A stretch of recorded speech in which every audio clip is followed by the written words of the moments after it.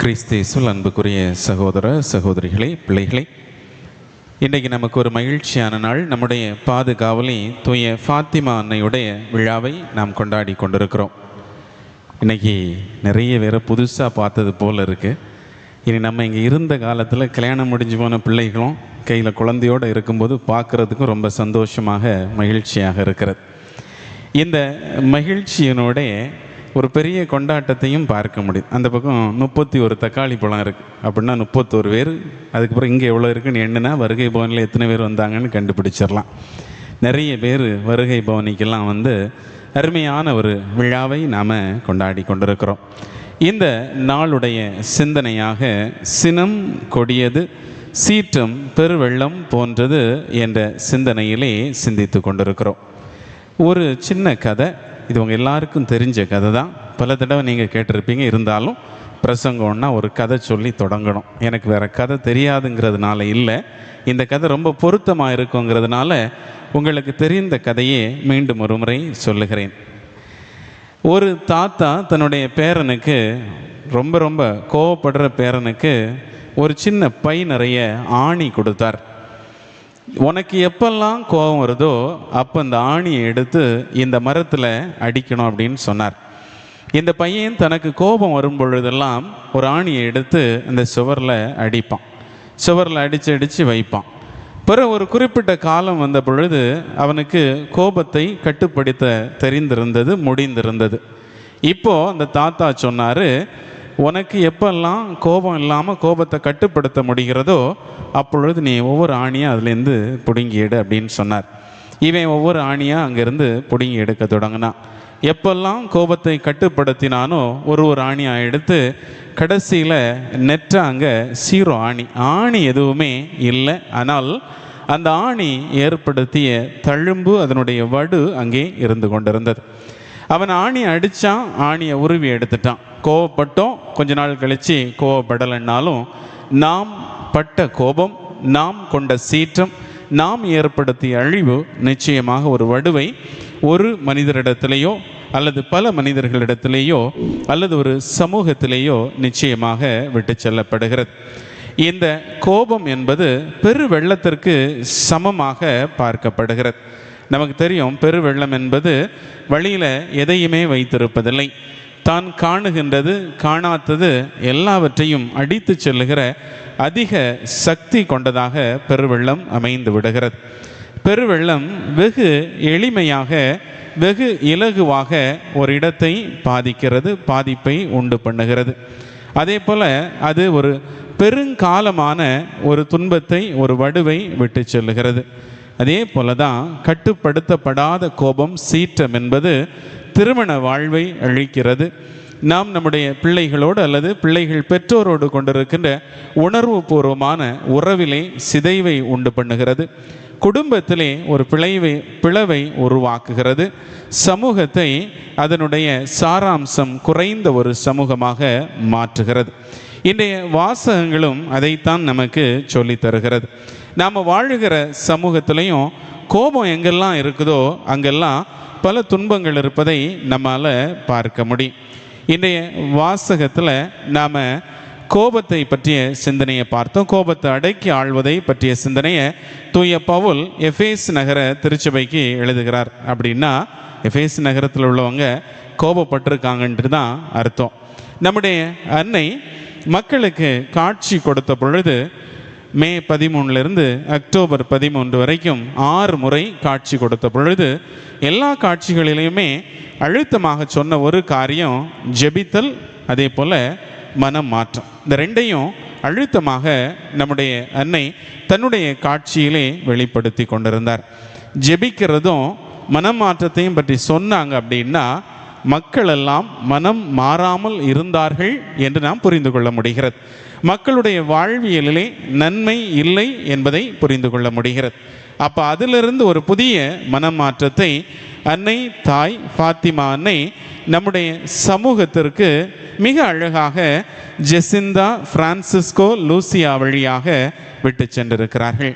இந்த அருமையான செய்தி நமக்கு இன்றைக்கும் ஒரு தேவைப்படுகிற செய்தியாக இருக்கிறது.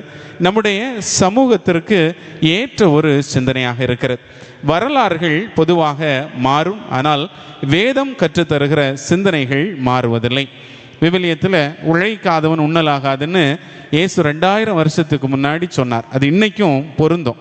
ஆனால் நம்ம என்ன வேலை செய்கிறோம் என்பது ஒரு வேளை மாறுபடலாம். ஆனால் வேதங்களில் சொல்லப்பட்டவை எந்த காலத்தை கடந்தும் யுகங்களை கடந்தும் பல பிரளயங்களை தாண்டியும் கூட வேதம் என்பது எல்லா காலங்களுக்கும் பொருந்துகின்ற ஒன்றாகவே இருக்கிறது. அந்த வகையில் தூய பவுல் எபேசு நகர திருச்சபைக்கு சொன்ன சிந்தனையின் வாயிலாக எப்போல்லாம் கோபப்படுகிறோமோ அப்பொழுது ஒற்றுமை சிதைக்கப்படுகிறது என்கிற ஒரு சிந்தனை நமக்கு தரப்படுகிறது.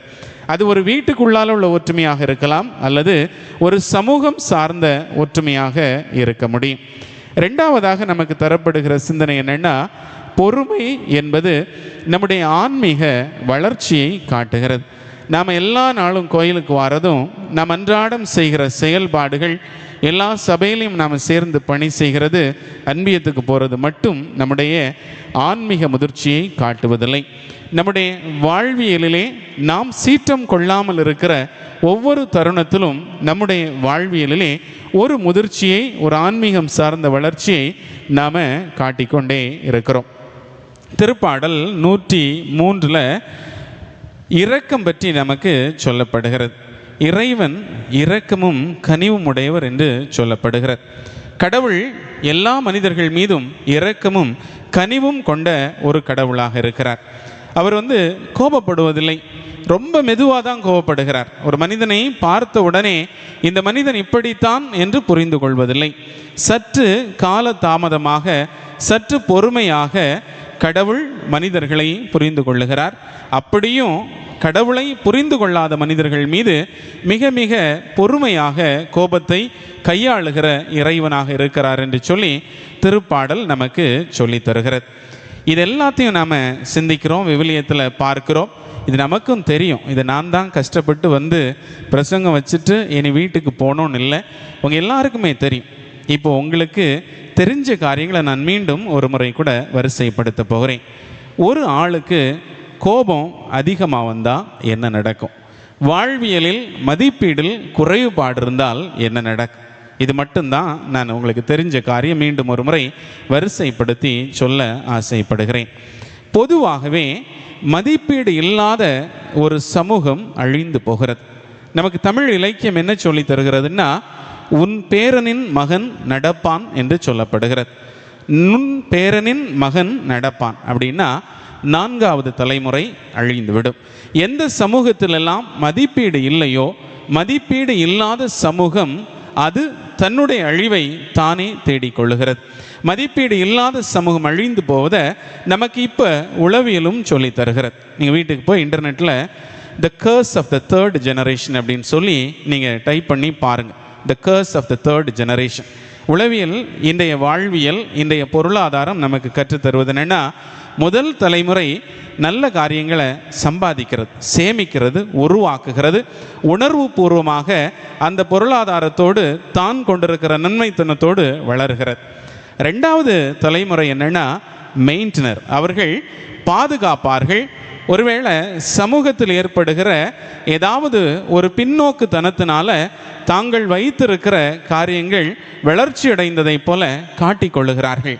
பழைய காலத்தில் நமக்கு என்ன சொல்லி தந்திருக்காங்கன்னா, கதையில் கரடி விரட்டி வந்தால் ஓடணும்னு சொல். இப்போ அப்படி இல்லை. கரடி விரட்டிட்டு வந்தால் நின்று பார்க்கணும். கூட்டத்தில் யார் ஸ்லோவாக ஓடுறாங்கன்னு பார்த்து அவங்களோட வேகமாக ஓடினா போதும். நாம் நல்லவங்களா இல்லையாங்கிறத விட நாம் அமர்ந்திருக்கிற சமூகத்தில் நாம் எப்படிப்பட்டவர்களாக இருக்கிறோம் என்கிற ஒரு மதிப்பீட்டை இன்றைய சமூகம் நமக்கு சொல்லி தருகிறது. கரடி என்ன செய்யும்? கடைசியாக ஓடுறவங்களை விட்டுட்டு முதல்ல ஓடுறவங்கள போய் கடிக்காது. கடைசியாக யார் ஓடுறாங்களோ அவங்கள கடிக்கும். கடைசிக்கு முந்தின ஓடணுன்னா கரடியை பக்கத்தில் இருந்து செல்ஃபி எடுத்து ஃபேஸ்புக்கில் ஒரு வீடியோ கூட போட்டுடலாம்.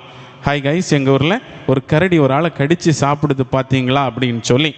இது 2ஆம் தலைமுறையுடைய வாழ்வியல் முறை. மூன்றாவது தலைமுறையுடைய வாழ்வியல் முறை அழிப்பான்கள் என்று சொல்லுகிறது, ஸ்குவாண்டரர் என்று சொல்லி தருகிறது. இவங்க அப்பா அம்மா பட்ட பாடும் தெரியாது, இவங்க தாத்தா பாட்டி பட்ட கஷ்டமும் தெரியாது. இந்த மூன்றாம் தலைமுறை பொருட்களை அழிக்க துவங்குகிறது. இதை தான் இலக்கியம் நமக்கு சொல்லி தருகிறது, உன் பேரனின் மகன் நடப்பான் அப்படின்னு சொல்லி. இந்த மதிப்பீடுகள் சீற்றம் கொள்ளாது இருக்கிற ஒரு நல்ல மதிப்பீடு நம்முடைய வாழ்வியலில் இல்லைன்னா நம்முடைய பேரனின் மகன் நடப்பான். நம்ம பொதுவாக நினைக்கிறது என்னென்னா, நாம் நல்ல கார் வச்சுருக்கோம், நம்ம மகன் ஒரு BMW ரோல்ஸ் ராய்ஸ் வாங்குவான், நம்ம பேரன் ஒரு ப்ரைவேட் ஜெட்டு வாங்குவான். ஏன்னா சமூகம் சொல்லுகிறது 1 கிலோ தங்கம் வச்சுருந்தா இன்னும் 10-15 வருஷத்தில் ஒரு ப்ரைவேட் ஜெட்டு வாங்கலாமா. ஆனால் அப்படி நடக்காது. நாம் பிள்ளைகளுக்கு நல்ல மதிப்பீடுகளை கற்றுக் கொடுக்க வேண்டும். இன்றைய சமூகம் பல துன்பங்களை தன்னகத்தை கொண்டிருக்கிறது. நிக்கோலோ மேக்கியவெல்லி என்கிற ஒரு பெரிய எழுத்தாளர் தன்னுடைய புத்தகத்தில் த பிரின்ஸ் என்கிற புத்தகத்தில் இவ்வாறு பதிவு செய்கிறார். கோபத்தை பற்றி சொல்லுகின்ற பொழுது, it is good to be feared than to be loved when you can't be both at the same time சொல்லி, ஒரே நேரத்தில் ஒரு ஆள் அன்பு செய்யவும் அதே நேரத்தில் கோபத்தை காட்ட வேண்டும் என்றால் இந்த ரெண்டுமே ஒரே நேரத்தில் ஒரு ஆள்கிட்ட காட்டணும். உதாரணமாக நம்ம பிள்ளைகள்கிட்ட காட்டணும். நாம் நம்ம பிள்ளைகளை எல்லாம் அன்பு செய்கிறோம் தானே இல்லையா? பிள்ளைகளெல்லாம் வெறுக்கிறோமா? ஏய் அடிக்கிறேன், ஏதாவது ஒரு தப்பு செய்தால் ஒரு அடி கொடுக்குறோம் அப்படின்னா என்ன அர்த்தம்? நாசமாக போங்கன்னு அர்த்தம் இல்லை. பிள்ளையெல்லாம் திருந்தி நல்ல பிள்ளைகளாக வாழணும்னு சொல்லி ஏதோ ஒன்று செய்கிறோம் அப்படின்னா நாம் பிள்ளைகளை அன்பு செய்கிறோம், அதே நேரத்தில் நம்முடைய கோபத்தை காட்டுகிறோம். பிள்ளைகளை திருத்துறதுக்கு வேண்டி கோபத்தை காட்டுறோம். பிள்ளைகள் உடனே ஐயோ நீங்கள் அப்பா அம்மா கோபக்காரங்க சண்டைக்காரங்க அப்படின்னு சொல்லி புரிந்து கொள்ளக்கூடாது. நாம் பிள்ளைகளுக்கு அன்பையும் கோபத்தையும் ஒருங்கே காட்ட வேண்டும். எப்பெல்லாம் எது தேவைப்படுகிறதோ அதை காட்ட வேண்டும்.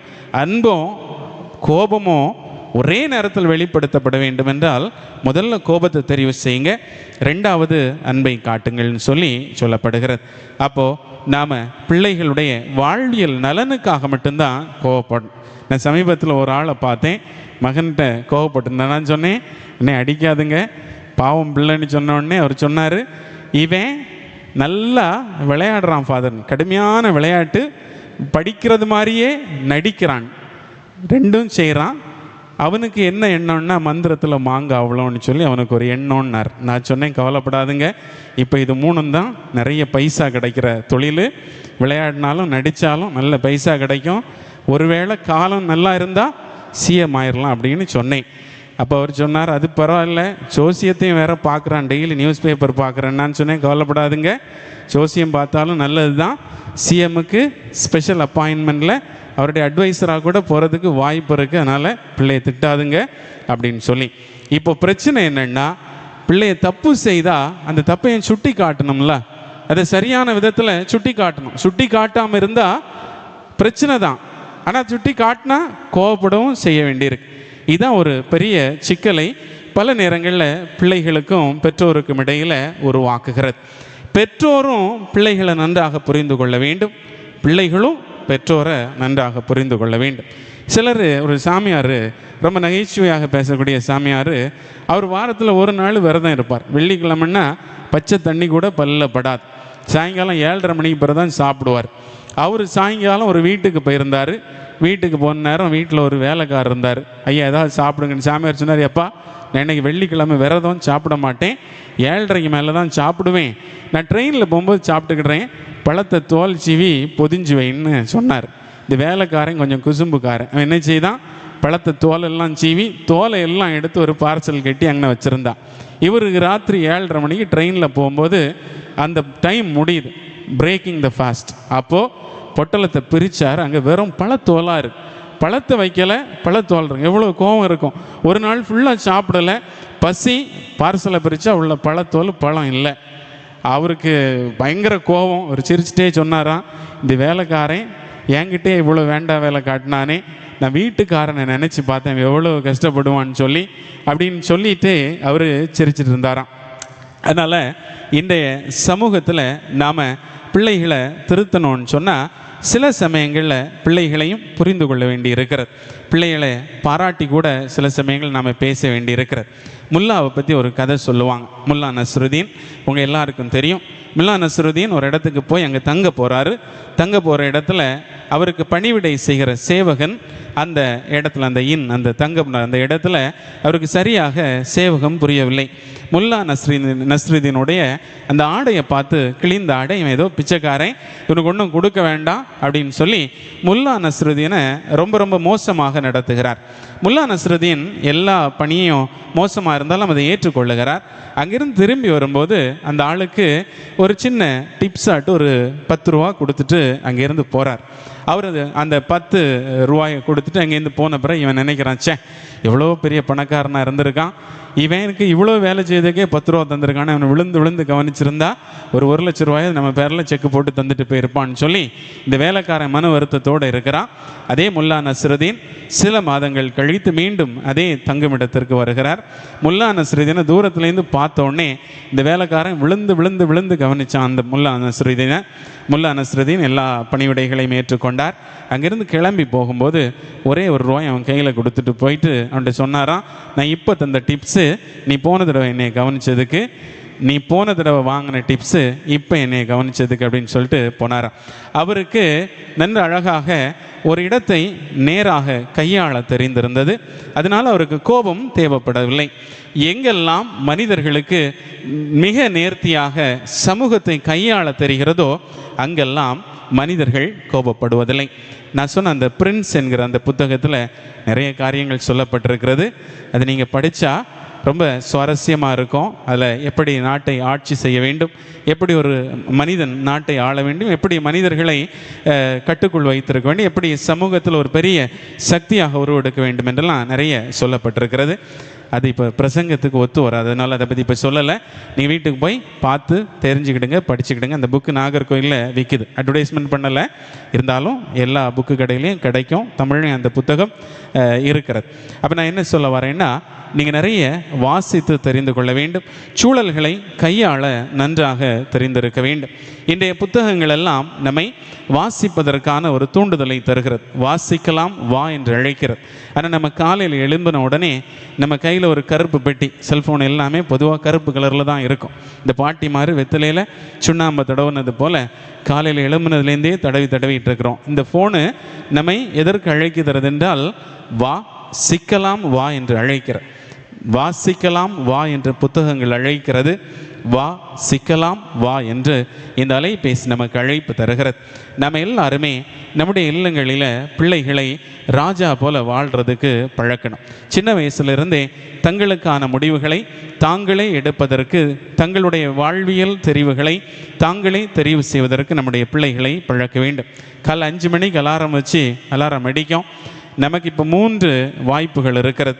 ஒன்று, அலாரம் அடித்த உடனே எழும்பி போய் நம்முடைய வேலைகளை செய்கிறது. அப்போ என்னெல்லாம் நல்லது நடக்கும், என்னெல்லாம் சிரமங்கள் இருக்கும் என்பது நமக்கு தெரிந்திருக்கும். இல்லைன்னா அந்த அலாரமில் பழைய காலத்தில் ஸ்னூஸ்னு ஒரு பட்டன் இருக்கும். இப்போ செல்ஃபோனில் ஸ்னூஸ்னு ஒரு டச்சு தான் இருக்கும். இந்த ஸ்னூஸ் போட்டிங்கன்னா ஒவ்வொரு 10 நிமிஷத்துக்கு ஒருக்க அதை அடிக்கும். இந்த ஸ்னூஸ் போட்டே சிலர் 6:30 மணி வரைக்கும் உறங்குவாங்க. 5லேருந்து 6:30 வரைக்கும் கிட்டத்தட்ட 7-8 தடவை ஸ்னூஸ் போட்டே உறங்குற ஆள் இருக்கிறாங்க. இப்போ 6:30க்கு எழும்புனா என்னெல்லாம் நல்லது நடக்கும், என்னெல்லாம் சிரமங்கள் இருக்கும் என்பது நம்முடைய பிள்ளைகளுக்கு தெரிந்திருக்கு. இல்லை அலாரம் 5 மணிக்கு ஆஃப் பண்ணிவிட்டு 10 மணி வரைக்கும் உறங்கலாம், வாரத்தில் எனக்கு 1 நாள் தான் ரெஸ்ட்டு, என்னை நிம்மதியாக உறங்க கூட விடுறதில்லைன்னு சொல்லி சந்தோஷமாக கிடந்து உறங்கலாம். அப்போ என்னெல்லாம் நமக்கு நல்லது நடக்கும், என்னெல்லாம் சிரமங்கள் இப்பொழுது இருக்கும், என்னெல்லாம் சிரமங்கள் பின்னால் இருக்கும் என்பது நம்முடைய பிள்ளைகளுக்கு தெரிந்திருக்க வேண்டும். இது வாசிப்பிலிருந்து தெரிந்து கொள்ள முடியும். அப்படி தெரிந்து கொண்டால் எது நல்ல பார்வை, எது தேவையான பார்வை, எது நேர்மையான பார்வை என்பதை நம்முடைய பிள்ளைகள் கற்றுக்கொள்ளுவார்கள். வாழ்வியலை தெரிந்து கொள்ளுவார்கள். அதுக்கு பிறகு அவங்களுக்கு சீற்றப்படுவதற்கான தேவையே இருக்காது, கோபப்படுவதற்கு வேண்டிய வாய்ப்பே அங்கே இருக்காது. அதனால பிள்ளைகளுக்கு சின்ன வயசுலேருந்தே நல்ல கருத்துக்களை நாம் சொல்லிக் கொடுக்கணும். சாதாரண காரியங்களில் கொஞ்சம் கருத்தை ஏற்றினால் அது பெரிய காரியமாக மாறிவிடுகிறது. சாதாரண சாதம் கருத்தை ஏற்றினால் அது பிரசாதம். சாதாரண பயணம் கருத்தை ஏற்றினால் அது திருப்பயணம். சாதாரண கருணை கருத்தை ஏற்றுகின்ற பொழுது அது நற்கருணையாக மாறுகிறது. சாதாரண ஆன்மாக்கள் கருத்து ஏற்றுகின்ற பொழுது மகாத்மாக்களாக மாறுகிறார்கள். கடைசியாக முடிக்கிறதுக்கு முன்னாடி இப்படி சொல்லியே ஜாமியார் இழுத்துட்டு போகிறார். 20 நிமிஷம் ஆயிட்டு, நான் முடிச்சிருவேன், கண்டிப்பாக முடிச்சிருவேன். இது இன்னொரு புத்தகத்திலிருந்து ராபர்ட் கிரீன் அப்படிங்கிற இன்னொரு எழுத்தாளர். இவர் இப்போ உயிரோடு தான் இருக்கிறார். இவருடைய புத்தகங்களை நீங்கள் வாசிக்கலாம். அவருடைய ரொம்ப அருமையான ஒரு எழுத்து தி 48 லாஸ் ஆஃப் பவர் என்று சொல்லக்கூடிய புத்தகம். இது ஆங்கிலத்திலும் இருக்குது, தமிழ்லையும் கிடைக்கும். அதில் என்ன அவர் அழுத்தமாக 48 பாயிண்ட் சொல்கிறார் நல்ல வாழ்வியலுக்கு. அதில் ஒன்று என்னென்னா, always say less than necessary அப்படின்னு சொல்லி. நீங்கள் 5 வார்த்தை பேசணுன்னா நீங்கள் 3 வார்த்தை பேசினா போதும், ஹையஸ்டாட்டு 4 வார்த்தை பேசினா போதும். அப்போது நீங்களும் கோவப்பட வேண்டிய தேவை இருக்காது, உங்கள் பக்கத்தில் வந்து நிற்கிறவங்களும் உங்களை பார்த்து கோவப்பட வேண்டிய தேவை இருக்காது. எவ்வளவு பேசணுமோ அதில் கொஞ்சம் குறைவாக பேசினால் போதும். நீங்கள் 100% பேச வேண்டிய இடத்துல ஒரு 60%, 70, 80% பேசினாலே போதும். நாம் சமூகத்திலே வெற்றியாளர்களாக மாற துவங்கி விடுகிறோம். நல்ல சமூகத்தை படைப்போம். சீற்றம் இல்லாத மனிதர்களாக, சினம் இல்லாத மனிதர்களாக வாழ்வோம். நல்ல சமூகத்திற்கான அடிக்கற்களை, அடிநாதங்களை, துவக்க கற்களை நம்முடைய பிள்ளைகளிடத்திலிருந்து துவங்குவோம். மாற்றம் என்பதை நம்முடைய பிள்ளைகளிடத்திலிருந்து நிச்சயமாக நம்மால் துவங்க முடியும். ஒரே ஒரு கவிதையோட, இதுவும் கடைசி தான், இதோட முடிச்சிருவேன். நான் எங்கேயோ வாசிச்சதை நான் எழுதி வச்சுருக்கேன், நல்லா இருந்தது. இந்த கவிதையுடைய தலைப்பு என்னென்னா, புதியதோர் உலகம் செய்வோம். உன்னால் முடியாது என்று நீ சொல்லுவதை யாரோ ஒருவர் உலகில் செய்து கொண்டே இருக்கிறார். உன்னால் முடியாது என்றால் யாராலும் முடியாது, யாராலும் முடியாது என்றால் உன்னால் மட்டுமே முடியும் என்பதை எப்போது நீ நினைக்கிறாயோ அப்போது உன்னால் உலகை வெல்ல முடியும்.